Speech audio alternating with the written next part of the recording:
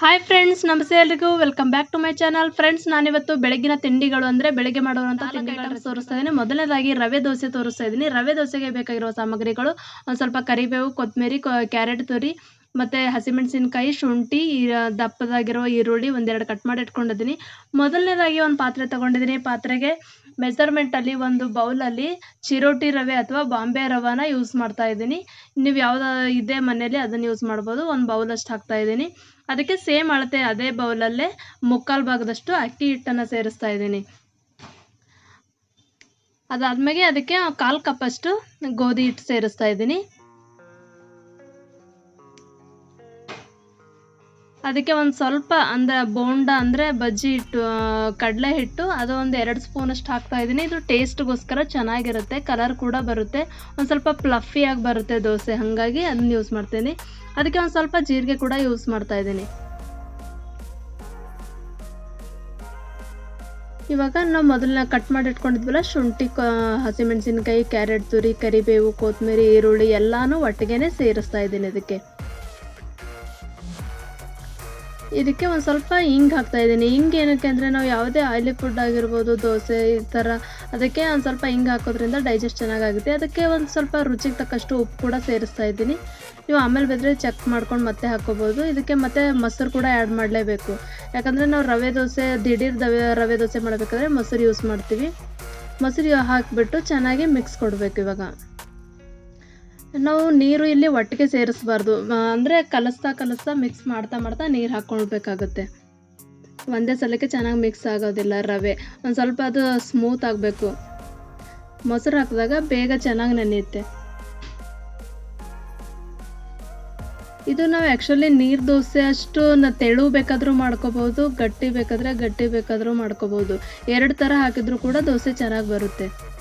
ದಪ್ಪ ಮಾಡಿದ್ರೆ ಫ್ಲಫಿಯಾಗಿ ಬರುತ್ತೆ. ಇವಾಗ ನೀರು ದೋಸೆ ಥರ ಹಾಕಿದ್ರೆ ಚೆನ್ನಾಗಿ ಕ್ರಿಸ್ಪಿನೂ ಬರುತ್ತೆ.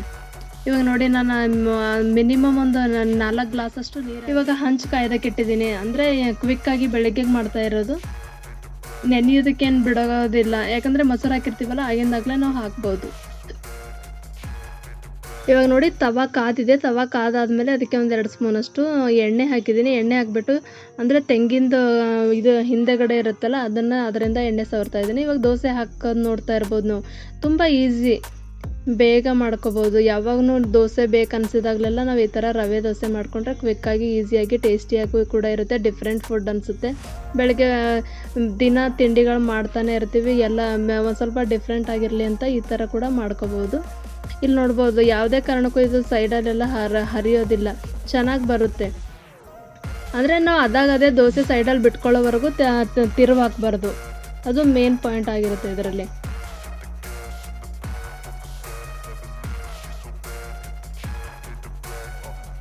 ಇವಾಗ ನೋಡಿ, 2 ಸೈಡಲ್ಲೂ ಚೆನ್ನಾಗಿ ಸುಟ್ಟುಬಿಟ್ಟು ತೆಗಿತಾ ಇದ್ದೀನಿ.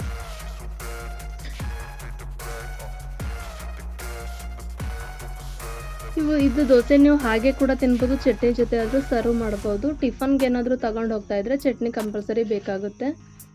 ಇಲ್ಲಿ ನೋಡಿ, ನಾನು ಚಟ್ನಿ ಜೊತೆ ಸರ್ವ್ ಮಾಡಿದ್ದೀನಿ, ತುಂಬ ಚೆನ್ನಾಗಿದೆ. ಎರಡನೇದಾಗಿ ಪಲಾವ್ ಮಾಡ್ತಿದ್ದೀನಿ. ಪಲಾವ್ಗೋಸ್ಕರ ಒಂದು ದಪ್ಪ ಈರುಳ್ಳಿ, ಒಂದು ಸ್ವಲ್ಪ ಬೆಳ್ಳುಳ್ಳಿ, ಕರಿಬೇವು, ಕೊತ್ತಂಬರಿ, ಮತ್ತು ಒಂದು ದಪ್ಪ ಟೊಮೆಟೊ, ಒಂದು ಸ್ವಲ್ಪ ಶುಂಠಿ, ಒಂದು 2-3 ಮೆಣಸಿನ್ಕಾಯಿ ತೊಗೊಂಡಿದ್ದೀನಿ. ಎಲ್ಲನೂ ಒಟ್ಟಿಗೆ ಹಾಕಿ ಮಿಕ್ಸರ್ ಜಾರಿಗೆ ಒಂದು ಸ್ವಲ್ಪ ರುಬ್ತಾ ಇದ್ದೀನಿ. ಇದು ಮಸಾಲೆಗೋಸ್ಕರ. ನಾನು ಆಲ್ರೆಡಿ ಪಲಾವ್ ರೆಸಿಪಿನ ಅಪ್ಲೋಡ್ ಮಾಡಿದ್ದೆ, ಸೇಮ್ ಪ್ರೊಸೆಸ್ ಅದನ್ನೇ ಇದರಲ್ಲೂ ಯೂಸ್ ಮಾಡ್ತಾ ಇರೋದು. ಎಲ್ಲನೂ ಒಟ್ಟಿಗೆ ಹಾಕಿ ರುಬ್ಕೊಳ್ತಾ ಇದ್ದೀನಿ. ಇಲ್ಲಿ ಮಿಕ್ಸಿ ಮಾಡಿ ಇಟ್ಕೊಂಡಿದ್ದೀನಿ ನೋಡಿ ಫ್ರೆಂಡ್ಸ್. ಹಾಗೆ ಸೈಡಲ್ಲಿ ಕುಕ್ಕರ್ ಕೂಡ ಇಟ್ಟಿದ್ದೀನಿ ಕಾಯೋದಕ್ಕೋಸ್ಕರ.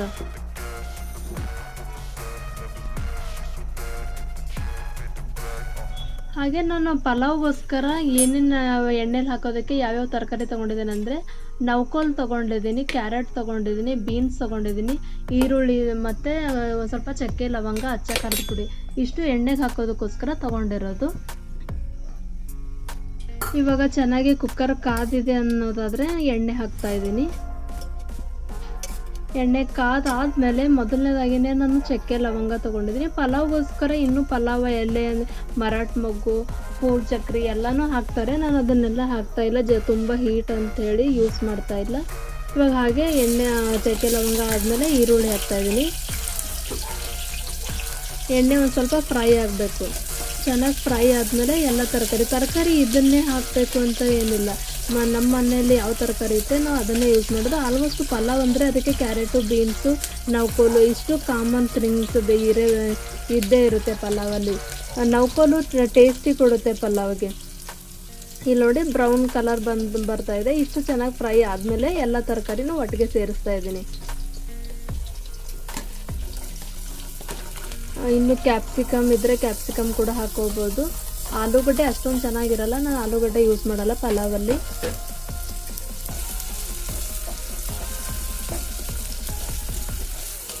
ನೋಡಿ ಎಲ್ಲನೂ ಚೆನ್ನಾಗಿ ಫ್ರೈ ಮಾಡ್ತಾ ಇದ್ದೀನಿ. ಒಂದು ಸ್ವಲ್ಪ ಚೆನ್ನಾಗಿ ಫ್ರೈ ಆದಮೇಲೆ ಅಚ್ಚ ಖಾರದ ಪುಡಿ ಹಾಕ್ತಾಯಿದ್ದೀನಿ. ನಾವು ಮಿಕ್ಸಿಯಲ್ಲೂ ಕೂಡ ಮೆಣಸಿನ್ಕಾಯಿ ಯೂಸ್ ಮಾಡಿದ್ವಿ, ಹಾಗಾಗಿ ಇಲ್ಲಿ ಖಾರ ಒಂದು ಸ್ವಲ್ಪ ಕಡಿಮೆ ಹಾಕ್ತಾಯಿದ್ದೀನಿ. ಹಾಗೆ ರುಚಿಗೆ ತಕ್ಕಷ್ಟು ಉಪ್ಪು ಕೂಡ ಸೇರಿಸ್ತಾ ಇದ್ದೀನಿ. ಇವಾಗಲೇ ಬೇಗ ಬೇಯುತ್ತೆ ಅಂಥೇಳಿ.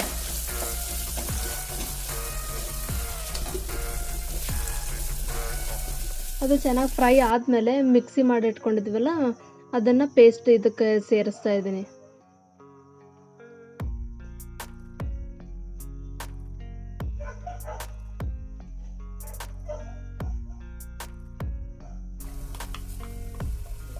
ಹಾಗೆ ಜಾರ್ ಕೂಡ ತೊಳ್ಕೊಂಡು ಅದನ್ನ ನೀರು ಕೂಡ ಇದರಲ್ಲೇ ಆ್ಯಡ್ ಮಾಡ್ತಾ ಇದ್ದೀನಿ.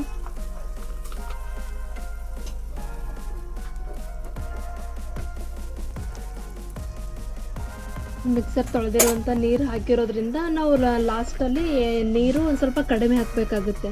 ಇಲ್ಲಿ ಸ್ವಲ್ಪ ನೀರು ಯೂಸ್ ಮಾಡಿರ್ತೀವಲ್ಲ, ಮೆಜರ್ಮೆಂಟಿಗೆ ತಕ್ಕಂತೆ ಹಾಕೋದಿಲ್ಲ. ಇಲ್ಲಿ ನೋಡಿ ಚೆನ್ನಾಗಿ ಫ್ರೈ ಆದಮೇಲೆ ಇಲ್ಲಿ ಅಕ್ಕಿ ಕೂಡ ಮೊದಲನೇ ತೊಳೆದಿಟ್ಕೊಂಡಿದ್ವಿ. ಮೆಜರ್ಮೆಂಟಲ್ಲಿ ನಮಗೆ ಎಷ್ಟು ಬೇಕಾಗುತ್ತೆ ಅಷ್ಟು. 2 ಗ್ಲಾಸ್ ಅಕ್ಕಿ ಇದ್ದರೆ 4 ಗ್ಲಾಸು ನೀರು ಯೂಸ್ ಮಾಡ್ತೀವಿ. ಮಿಕ್ಸರ್ ಜಾರ್ ತೊಳೆದ್ರಿಂದ ಒಂದು ಅರ್ಧ ಗ್ಲಾಸಷ್ಟು ಕಡಿಮೆ ಹಾಕ್ತಾಯಿದ್ದೀನಿ. ಇಲ್ಲಿ ನೋಡಿ ಚೆನ್ನಾಗಿ ಎಲ್ಲ ಬೆಂದಿದೆ ಅಂದಾಗ ನಾವು ಅಕ್ಕಿ ಸೇರಿಸ್ತಾ ಇದ್ದೀನಿ.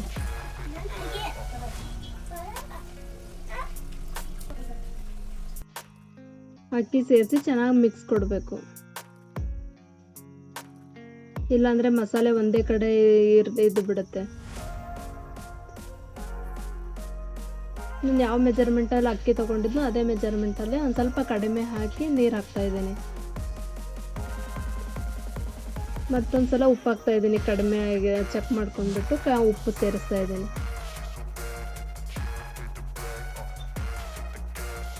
ಒಂದು ಸ್ವಲ್ಪ ಬೆಂದಾದಮೇಲೆ ಲಿಡ್ ಕ್ಲೋಸ್ ಮಾಡಿ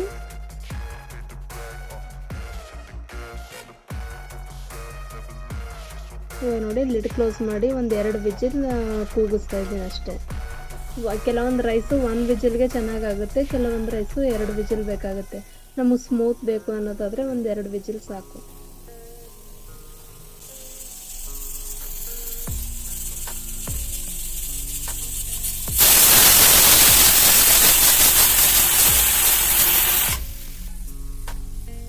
ಒಂದೊಂದು ಸಲ ಈ ಥರ ಆಚೆ ಬಂದುಬಿಡುತ್ತೆ ವಿಜಿಲ್ ಆದಾಗ, ಅದನ್ನು ಆವಾಗಲೇ ಕ್ಲೀನ್ ಮಾಡ್ಕೋಬೇಕು, ಇಲ್ಲಾಂದರೆ ಆಮೇಲೆ ಕಷ್ಟ. ಇಲ್ಲಿ ನೋಡಿ ಫ್ರೆಂಡ್ಸ್, ಆಲ್ಮೋಸ್ಟ್ ರೆಡಿ ಆಯಿತು ಪಲಾವ್.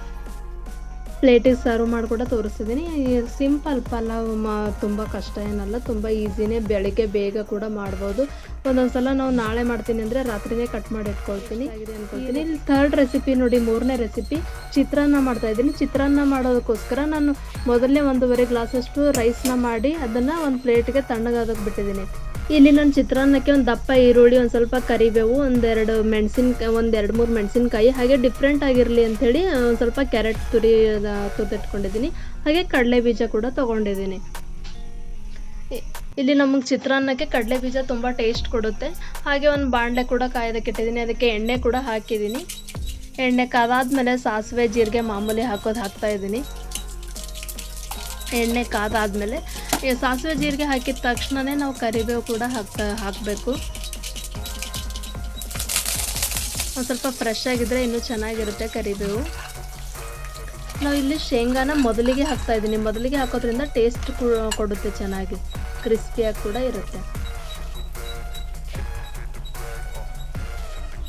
ಅದಾದಮೇಲೆ ಹಸಿ ಮೆಣಸಿನ್ಕಾಯಿ ಹಾಕ್ತಾಯಿದ್ದೀನಿ.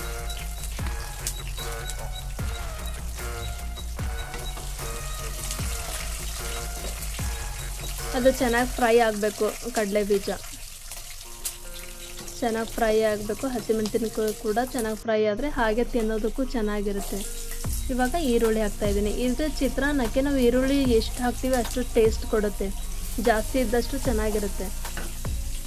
ಹಾಗಾಗಿ ನಾನು ಜಾಸ್ತಿನೇ ತೊಗೊಂಡಿದ್ದೀನಿ ಈರುಳ್ಳಿ. ಹಾಗೆ ಕ್ಯಾರೆಟ್ ಕೂಡ ತುರಿದಿಟ್ಕೊಂಡಿದ್ನಲ್ಲ ಅದು ಕೂಡ ಸೇರಿಸ್ತಾ ಇದ್ದೀನಿ. ಎಲ್ಲನೂ ಚೆನ್ನಾಗಿ ಸ್ಮೂತ್ ಆಗೋವರೆಗೂ ಫ್ರೈ ಮಾಡಬೇಕು. ಇದೆಲ್ಲ ಫ್ರೈ ಆದಮೇಲೆ ರುಚಿಗೆ ತಕ್ಕಷ್ಟು ಉಪ್ಪು ಕೂಡ ಸೇರಿಸ್ತಿದ್ದೀನಿ. ನಾವು ಆಲ್ರೆಡಿ ರೈಸ್ಗೆ ಉಪ್ಪು ಹಾಕಿರ್ತೀವಿ, ಇಲ್ಲೂ ಕೂಡ ಒಂದು ಸ್ವಲ್ಪ ಸೇರಿಸ್ತಿದ್ದೀನಿ. ಹಾಗೆ ಒಂದು ಸ್ವಲ್ಪ ಚಿಟಿಕೆ ಆದಷ್ಟು ಅರಿಶಿಣ ಕೂಡ ಸೇರಿಸ್ತಾ ಇದ್ದೀನಿ.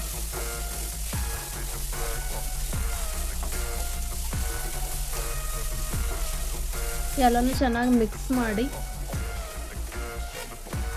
ಒಂದು ಸ್ವಲ್ಪ ಲಿಡ್ ಕ್ಲೋಸ್ ಮಾಡ್ತಾಯಿದ್ದೀನಿ. ಒಂದು 2 ನಿಮಿಷ ಅಷ್ಟು ಬಿಟ್ಟರೆ ಇನ್ನೂ ಸ್ಮೂತ್ ಚೆನ್ನಾಗಾಗುತ್ತೆ. ಇಲ್ಲಿ ನೋಡಿ, ಒಂದು 2 ನಿಮಿಷ ಬಿಟ್ಟು ನೋಡಿದ್ರೆ ಚೆನ್ನಾಗಿ ಸ್ಮೂತ್ ಆಗಿದೆ.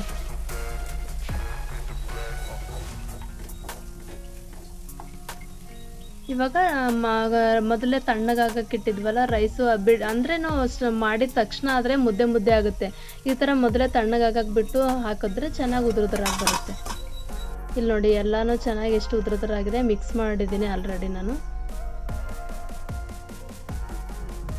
ಈ ರೆಸಿಪಿ ಕೂಡ ಎಲ್ರಿಗೂ ಇಷ್ಟ ಆಯಿತು ಅಂದ್ಕೊಳ್ತೀನಿ ಫ್ರೆಂಡ್ಸ್.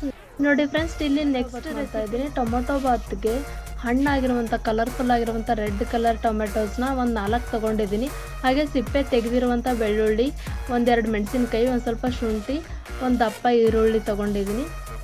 ರುಬ್ಬೋದಕ್ಕೆ ಒಂದು ಸ್ವಲ್ಪ ಶುಂಠಿ, ಬೆಳ್ಳುಳ್ಳಿ, ಶುಂಠಿ ಚೆನ್ನಾಗಿ ಸಣ್ಣದಾಗಿ ಕಟ್ ಮಾಡಿ ಇಟ್ಕೊಂಡಿದ್ದೀನಿ. ಒಂದು ಸ್ವಲ್ಪ ಕಾಯಿ ತುರಿ ಕಟ್ ಮಾಡಿ ಇಟ್ಕೊಂಡಿದ್ದೀನಿ. ಒಂದು ಸ್ವಲ್ಪ ಬೆಳ್ಳುಳ್ಳಿ, 1-2 ಮೆಣಸಿನ್ಕಾಯಿ, ಒಂದು ಚಿಕ್ಕ ಈರುಳ್ಳಿ, ಒಂದು ಚಿಕ್ಕ ಟೊಮ್ಯಾಟೊ, ಇದು ರುಬ್ಬೋದಕ್ಕೆ ತೊಗೊಂಡಿದ್ದೀನಿ. ಇನ್ನು ಎಣ್ಣೆಗೆ ಹಾಕೋದಕ್ಕೆ ಇಲ್ಲೂ ಕೂಡ 4 ಟೊಮೊಟೊ ತೊಗೊಂಡಿದ್ದೆನಲ್ಲ, ಹಾಗೆ 4 ಟೊಮೊಟೊ, ಒಂದು ದಪ್ಪ ಈರುಳ್ಳಿ, ಸಿಪ್ಪೆ ತೆಗೆದೇ ಇರುವಂಥ ಬೆಳ್ಳುಳ್ಳಿ ತೊಗೊಂಡಿದ್ದೀನಿ. ಒಂದು ಸ್ವಲ್ಪ ಚಕ್ಕೆ ಲವಂಗ ತೊಗೊಂಡಿದ್ದೀನಿ. ಹಾಗೆ ಅಚ್ಚ ಖಾರದ ಪುಡಿ ಬೇಕಾಗುತ್ತೆ ಇದಕ್ಕೆ. ಹಸಿಮೆಣಸಿನ್ಕಾಯಿ ಎಲ್ಲ 2 ಒಂದೇ ಟೇಸ್ಟಿಗೆ ಹಾಕಿದ್ದೆ. ಹಾಗೆ ಇಲ್ಲಿ ಅಕ್ಕಿ ಕೂಡ ಮೆಜರ್ಮೆಂಟ್ ಪ್ರಕಾರ ತೊಗೊಳ್ತಾ ಇದ್ದೀನಿ. 1.5 ಗ್ಲಾಸಷ್ಟು ತೊಗೊಂಡು ಅದು ಮೊದಲೇ ತೊಳೆದಿಟ್ಕೊಂಡಿದ್ದೀನಿ. ಇವಾಗ ಮಿಕ್ಸಿ ಜಾರಿಗೆ ಹಸಿಮೆಣಸಿನ್ಕಾಯಿ, ಶುಂಠಿ, ಕಾಯಿ ತುರಿ, ಒಂದು ಟೊಮ್ಯಾಟೊ, ಈರುಳ್ಳಿ ತೊಗೊಂಡಿದ್ನಲ್ಲ ಅದನ್ನು ಮಿಕ್ಸಿ ಜಾರಿಗೆ ಹಾಕ್ತಾಯಿದ್ದೀನಿ.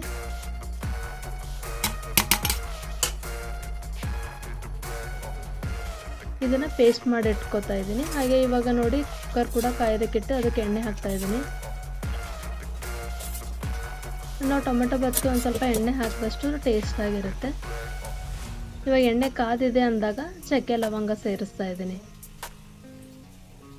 ನಾನು ಎಲ್ಲದಕ್ಕೂ ಒಂದು ಸ್ವಲ್ಪ ಚಕ್ಕೆ ಲವಂಗ ಕಡಿಮೆನೇ ಹಾಕೋದು.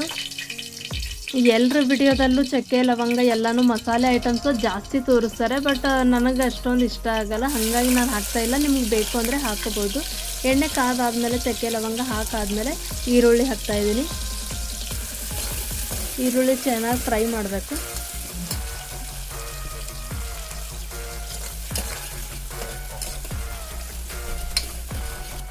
ಇವಾಗ ಈರುಳ್ಳಿ ಚೆನ್ನಾಗಿ ಫ್ರೈ ಆಗಿದೆ ಅಂದಮೇಲೆ ಟೊಮೆಟೊ ಸೇರಿಸ್ತಾ ಇದ್ದೀನಿ. ಟೊಮೆಟೊ ಮತ್ತು ಬೆಳ್ಳುಳ್ಳಿ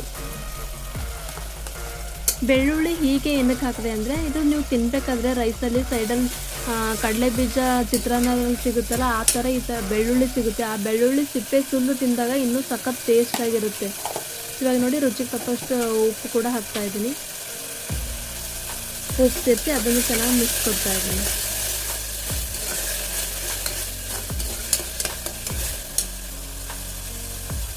ಇಲ್ಲಿ ಖಾರ ಒಂದು ಸ್ವಲ್ಪ ಜಾಸ್ತಿನೇ ಯೂಸ್ ಮಾಡ್ತಾ ಇದ್ದೀನಿ. ಯಾಕಂದರೆ ನಾವು ರುಬ್ಬೋದಕ್ಕೆ ಜಸ್ಟ್ ಒಂದು 2 ಮೆಣಸಿನ್ಕಾಯಿ ಹಾಕಿದ್ದು. ಇಲ್ಲಿ ಖಾರ ಕರೆಕ್ಟಾಗಿ ಹಾಕ್ತಾಯಿದ್ದೀನಿ ರೈಸಿಗೆ ಬೇಕಾದಷ್ಟು. ಈ ಥರ ನೀವು ಟೊಮೆಟೊ ಬಾತ್ ಒಂದ್ಸಲ ಮಾಡಿದ್ರೆ ಪದೇ ಪದೇ ತಿನ್ಬೇಕು ಅನಿಸುತ್ತೆ, ಅಷ್ಟೊಂದು ಟೇಸ್ಟಿಯಾಗಿ ಆಗುತ್ತೆ. ಇವಾಗ ನೋಡಿ, 1-2 ನಿಮಿಷ ಲಿಡ್ ಮುಚ್ಚಿಬಿಟ್ಟು ಇಟ್ಟರೆ ಚೆನ್ನಾಗಿ ಸೈಡಲ್ಲೆಲ್ಲ ಎಣ್ಣೆ ಬಿಟ್ಕೊಳ್ಳುತ್ತೆ. ಆವಾಗ ಚೆನ್ನಾಗಿ ಸ್ಮೂತಾಗಿ ಬೆಂದೋಗುತ್ತೆ. ಟೊಮೊಟೊ, ಈರುಳ್ಳಿ ಎಲ್ಲನೂ ಚೆನ್ನಾಗಿ ಸ್ಮೂತಾಗಿ ಬೇಯಬೇಕು. ಬೆಂದಾದಮೇಲೆ ನಾವು ರುಬ್ಬಿಟ್ಕೊಂಡಿರ್ತೀವಲ್ಲ ಮಿಶ್ರಣ, ಅದನ್ನು ಸೇರಿಸ್ತಾ ಇದ್ದೀನಿ, ರುಬ್ಬಿರುವಂಥ ಮಿಶ್ರಣ.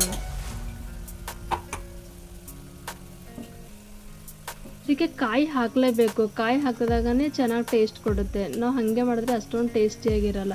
ಇದಕ್ಕೆ ನಾವು ಸೈಡಿಗೆ ಏನು ಚಟ್ನಿ ಏನೂ ಬೇಕಾಗಲ್ಲ, ಹಾಗೆ ಕೂಡ ತಿನ್ಬೋದು. ಇಲ್ಲಿ ನೋಡಿ, ಹಾಗೆ ಮಿಕ್ಸರ್ ಜಾರ್ ತೊಳೆದು ಅದನ್ನು ನೀರು ಕೂಡ ಸೇರಿಸಿದ್ದೀನಿ. ಮತ್ತೆ 1-2 ನಿಮಿಷ ಬಿಡ್ತಾ ಇದ್ದೀನಿ. ಇವಾಗ ನೋಡಿ, ಆಲ್ಮೋಸ್ಟ್ ಚೆನ್ನಾಗಿ ಬೆಂದಿದೆ. ಸೈಡಲ್ಲಿ ಬಬಲ್ಸ್ ಕೂಡ ಬರ್ತಾ ಇದೆ.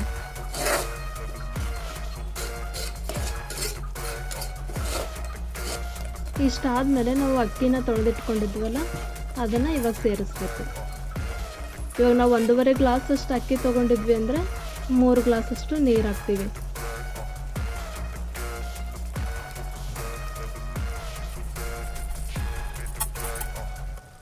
ನೋಡಿ ಎಲ್ಲ ಅಕ್ಕಿನೂ ಸೇರಿಸಿ ಮತ್ತೆ ಚೆನ್ನಾಗಿ ಅದಕ್ಕೆ ಕರೆಕ್ಟ್ ಮೆಜರ್ಮೆಂಟ್ ಪ್ರಕಾರ ನೀರು ಹಾಕ್ತಾಯಿದ್ದೀನಿ.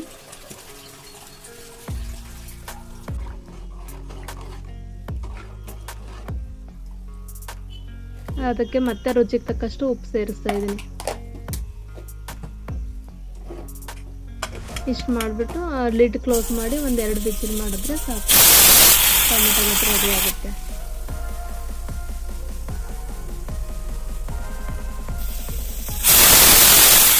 ನೋಡಿ 1-2 ವಿಸಿಲ್ ಆಗ್ತಾ ಇದೆ. ಇವಾಗ ಎಲ್ಲ ಏರು ಇಳಿದಾದ್ಮೇಲೆ ತೆಗಿಬೇಕು. ಏರು ಇದ್ದಾಗ ತೆಗೆದ್ರೆ ಚೆನ್ನಾಗಿ ಬರಲ್ಲ. ಎಲ್ಲ ಏರು ಇಳಿದ್ಮೇಲೆ ಓಪನ್ ಮಾಡ್ತೀವಿ. ವಾವ್, ನೋಡಿ ಎಷ್ಟು ಚೆನ್ನಾಗಿ ಬಂದಿದೆ,